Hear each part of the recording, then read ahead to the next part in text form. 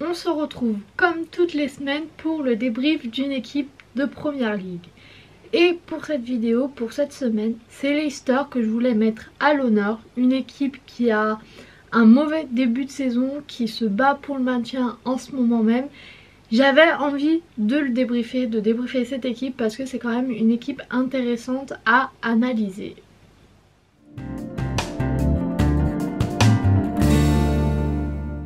Pour commencer, donc comme d'habitude, je voulais commencer par les points forts. Alors Leicester, ça reste une équipe quand même assez compliquée à analyser parce que si on regarde les deux derniers matchs, ça se passe plutôt bien au niveau du résultat et du résultat seulement. Donc va en ressortir des points forts qui ne sont pas forcément des points forts sur tous les matchs pour toute la saison. Parce que moi, le point fort que j'ai dégagé de ces deux derniers matchs, c'est le fait que Leicester arrive à être très efficace devant le but et très efficace dans ses contre-attaques, dans ses offensives. Parce que si on regarde le match face à Leeds ou face à Wolverhampton, c'est l'équipe qui est la plus dominée sur le terrain. Face à Wolverhampton, ils ont seulement 30% de possession. Face à Leeds, c'était un peu mieux, mais c'était quand même pas non plus des monstres de la possession, et ils arrivent quand même à gagner ces matchs. Quand j'ai vu les statistiques du match face à Wolverhampton, je me suis demandé vraiment comment ils ont pu gagner ce match là, parce que comme je l'ai dit, ils ont 30% de possession, seulement 5 tirs pour 4 buts, c'est des statistiques vraiment très efficaces et c'est le gros point fort. Quand Leicester se met à jouer, quand Leicester fait attention, quand Leicester joue bien devant le but, ils arrivent très facilement à marquer et à être très efficaces.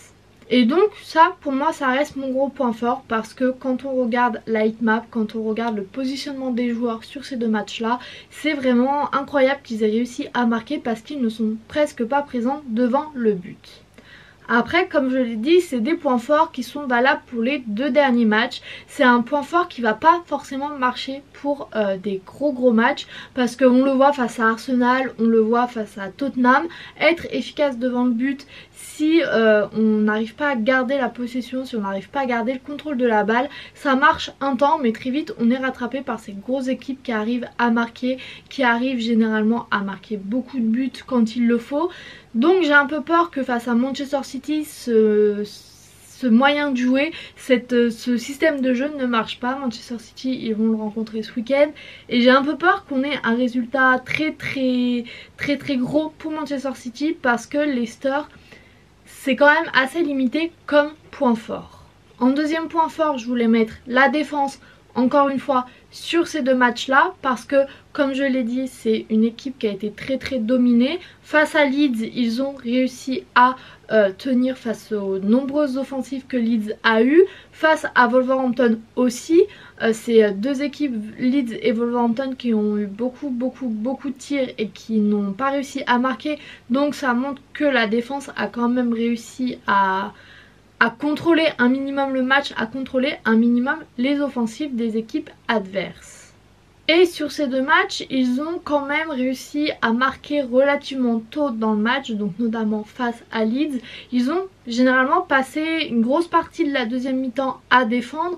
Les tirs en deuxième mi-temps sur ces deux matchs sont absolument faramineux. Il y a maximum 2 tirs par deuxième mi-temps, donc on voit bien quand même que pour réussir à défendre pendant toute une mi-temps, c'est que la défense a quand même une certaine solidité, a quand même certains points forts.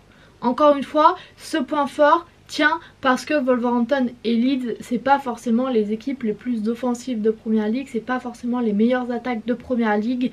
Quand cette défense de Leicester rencontre une grosse équipe, donc encore une fois je vais parler de ces deux matchs, mais de Tottenham, d'Arsenal, on voit que très vite les buts s'enchaînent pour l'équipe adverse. Face à Manchester City, j'ai un peu peur de voir cette défense en œuvre parce que pareil, Manchester City, on a de gros joueurs offensifs, on a de gros buteurs. Si Leicester laisse autant de possibilités à Manchester City qu'ils en ont laissé par exemple à Wolverhampton, ça risque de faire très vite un score fleuve et un score très lourd pour eux.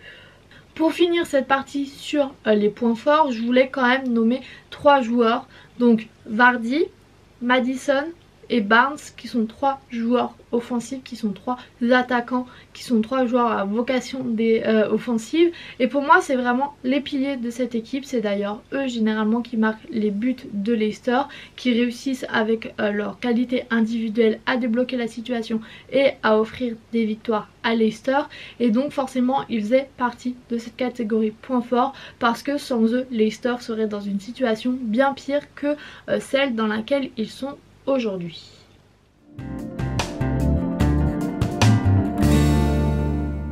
Et donc ça m'amène à l'histoire des points faibles. Alors là, le gros point faible de Leicester pour moi c'est le jeu, parce que tout simplement il n'y a rien.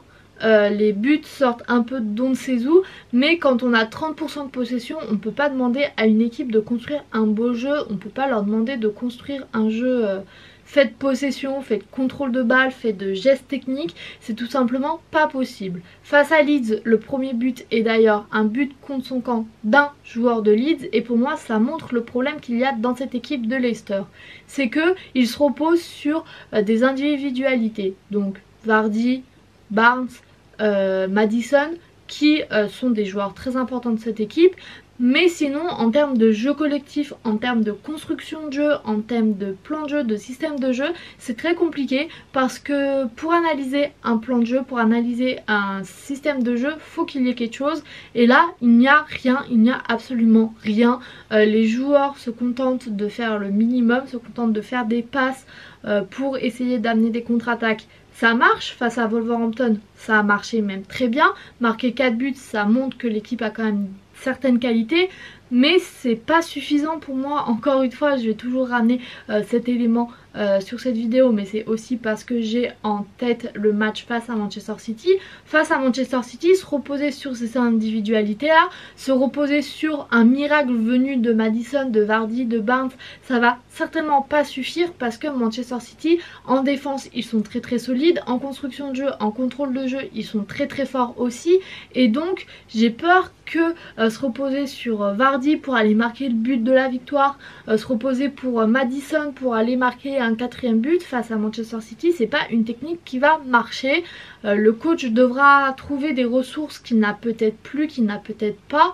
Donc pour moi ça va être un match très compliqué, parce que Leicester a quand même beaucoup de points faibles. Même les points forts que j'ai cités précédemment, ça peut très vite se transformer en points faibles, parce que tout simplement c'est des points forts qui marchent face à des équipes qui ne sont pas en haut du tableau, mais dès qu'on arrive aux équipes du top 6, du top même 8, ça devient très compliqué de jouer comme ça, de jouer seulement avec 30% de possession de balle. C'est très compliqué face à des grosses équipes, et donc j'ai un peu peur du match de ce week-end.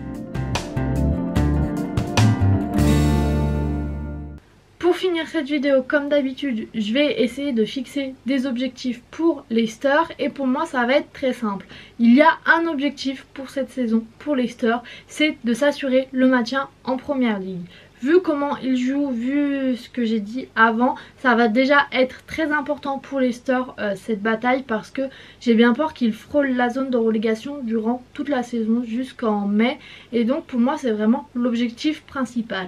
Ils ne jouent pas en Europe, et pour moi la FA Cup, la Carabao Cup, c'est un objectif bien trop haut et bien trop lointain pour eux. Pour moi je pense qu'il faut surtout se concentrer en première ligue.